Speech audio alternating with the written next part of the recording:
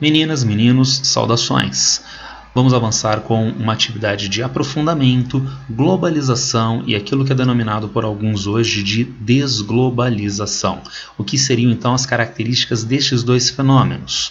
Globalização, a maneira como eu tradicionalmente uso a ideia de globalização está ligada ao intelectual britânico Anthony Giddens no seu livro As Consequências da Modernidade. Diria Anthony Giddens, a globalização pode assim ser definida como a intensificação das relações sociais em escala mundial que ligam localidades distantes de tal maneira que acontecimentos locais são modelados por eventos ocorrendo a muitas milhas de distância e vice-versa. Este é um processo dialético, porque tais acontecimentos locais podem se deslocar numa direção inversa às relações muito distanciadas que os modelam. O que motiva este processo de globalização é a questão econômica, sendo que a economia mundial no final do século XX, do início do século XXI, é hegemônica neoliberal, com uma tendência consequente de aumento da concentração de riqueza, aumento da concentração de renda. Se o motor é econômico, e em especial dentro de uma lógica neoliberal, o processo não se desenrola da mesma forma para todas as pessoas e todas as regiões, porque nem todos têm a renda para participar do processo de globalização e nem todas as regiões são igualmente dotadas de recursos do meio técnico, científico e informacional para a participação no processo de globalização. A globalização tem manifestações diversas, econômicas, sociais, culturais, políticas, tanto domésticas quanto externas, e por manifestação política externa eu entendo a ideia de governança global, então aumento dos relacionamentos, da confiança entre os países e que se manifesta de forma institucional na participação em organizações multilaterais de alcance mundial ou tratados internacionais. Se este é o processo de globalização motivado economicamente e já com as suas contradições de ordem social e regional, este processo não tem um crescimento linear. Em diferentes momentos da história dos últimos 5 séculos, nós vamos encontrar períodos de maior avanço, de avanço menor ou até retrocesso do processo de globalização. Então, não deve ser averiguado o processo de globalização dentro de uma lógica de linearidade, inclusive entre os diferentes países e as regiões do mundo. Vamos então averiguar a partir de agora como se dá o avanço ou a estagnação e até o retrocesso neste processo de globalização. A questão social, renda e política. Como nós vimos, a globalização tem um motor econômico neoliberal. E o neoliberalismo, nos últimos anos, tem aumentado a dilapidação do estado de bem-estar social com o aumento da vulnerabilidade social, da concentração de renda e do desemprego. Aspectos negativos que foram, nos últimos anos, mobilizados pela extrema-direita e pela direita populista. Estes setores do espectro ideológico, em grande parte, se embasam em um discurso de fundo nacionalista, ufanista e, consequentemente, um discurso anti-globalização, que pode ser visto, por exemplo, no Brexit, o processo de retirada do Reino Unido da integração europeia. Não apenas o Brexit, mas na política italiana com Salvini, também avesso à manutenção da Itália na integração europeia. E o ufanismo de Trump nos Estados Unidos, desde a sua campanha eleitoral e com várias manifestações práticas na política externa, no comércio exterior dos Estados Unidos ao longo do seu governo. Fluxos migratórios, um aspecto da globalização, que também se manifesta com idas e vindas, com avanços e retrocessos.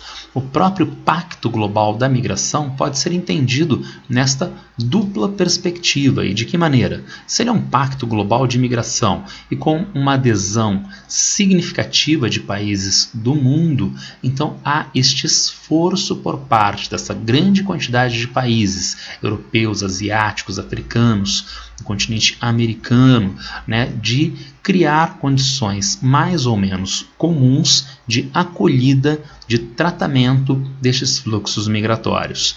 Mas se, por um lado, o Pacto Global para a Migração mostra um avanço do processo de globalização, ele também mostra retrocessos. E de que maneira? Importantes países como a Austrália, como os Estados Unidos, não aderiram.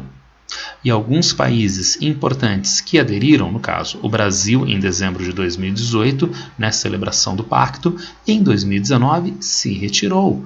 Portanto, nem todos os países atuam da mesma forma, e quando importantes países do mundo, Brasil, Austrália, Estados Unidos, não participam, nós temos um retrocesso prático do processo de globalização.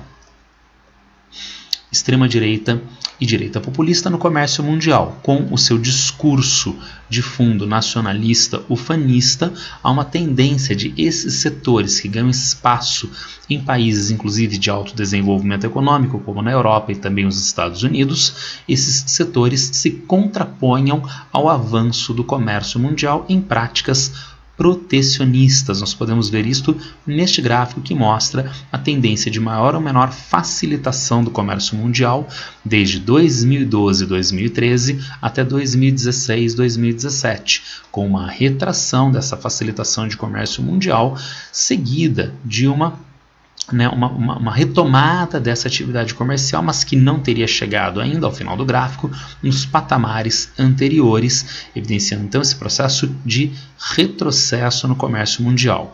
Por que isto ocorre? Crise econômica mundial.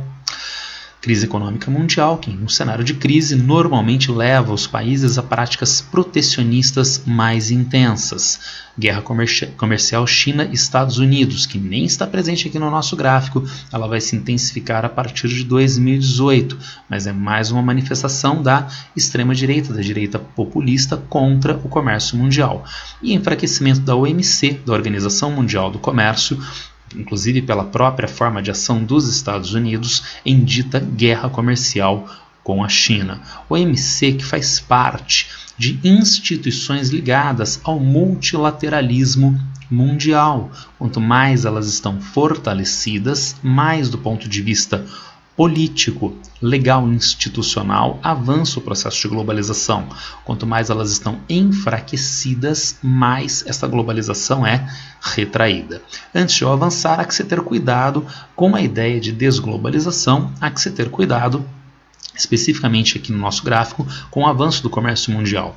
Vejam, eu coloquei o gráfico com uma escala temporal da década de 2010, de um pedaço da década de 2010. Mas se eu colocasse esse gráfico de uma maneira mais extensa no tempo, vejam, desde os anos 1970 até a segunda metade dos anos 2010, há um avanço da facilitação de comércio mundial. O nosso gráfico aqui do alto está apenas nesta partezinha final do gráfico aqui de baixo, quando nós temos alguns dos mais altos patamares de comércio mundial, de comércio planetário. Tudo bem? Agora, voltando para a ideia de enfraquecimento da OMC, ou melhor, das instituições multilaterais, que traduziriam governança global. Os Estados Unidos, maior potência mundial em governo Trump, tem viabilizado práticas políticas isolacionistas. Isso se contrapõe, portanto, à ideia de globalização. Nós temos consequências práticas disso, como vimos no slide anterior, na Organização Mundial do Comércio, na paralisia de financiamento dos Estados Unidos à Organização Mundial da Saúde, sendo que os Estados Unidos são ou eram o maior contribuinte para a manutenção da OMS. Saída dos Estados Unidos do Acordo de Paris, Acordo Mundial do Clima, para a redução da oferta de gases de efeito estufa. Então, o isolacionismo da maior potência mundial mostra uma redução do processo de globalização. Mas, como eu disse, esse processo não é linear de uma forma ou de outra. Esse processo é complexo.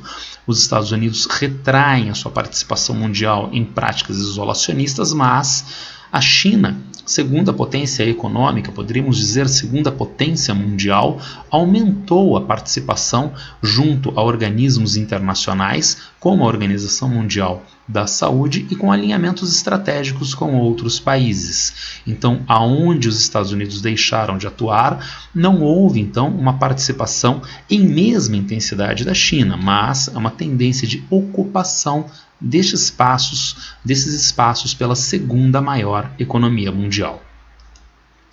Então, como a gente poderia averiguar de maneira mais objetiva se o processo de globalização avança ou não? Mensuração da globalização. Então, há que se ter formas de medir mais objetivamente o processo de globalização.